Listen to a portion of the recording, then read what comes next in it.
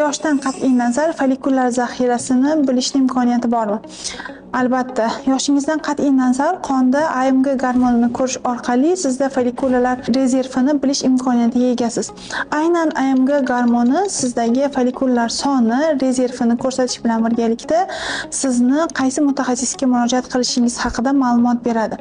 Agarda sizda AMG gormoni pasayotgan bo'lsa, turmushga chiqmagan bo'lsangiz ham siz reproduktolog shifokorga murojaat qilishingizni tavsiya qilamiz.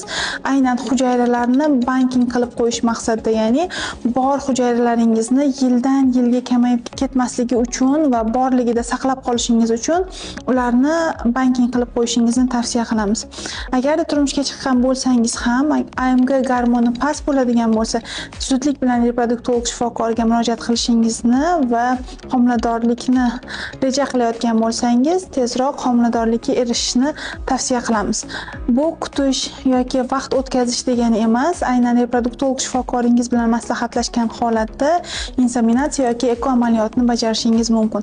Chunki AMG gormoni past bo'lgan vaqtda har qanday yo'qotilgan vaqt, har qanday yo'qotilgan oy yoki yillar siz uchun minusga ishlaydi va follikullar soni yana ham kamayib ketishi va vaqtiki kelib butunlay yo'qolib qolish xavfini orttiradi.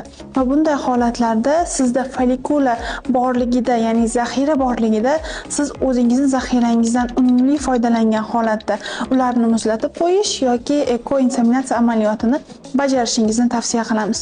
Chunki follikullar yo'qolgandan so'ng afsuski ortga qaytarish va uni to'g'irlash juda ham murakkab va juda ham ko'plab bemorlarimizda u ortga qaytmaydi, vaqt ham ortga qaytmaydi.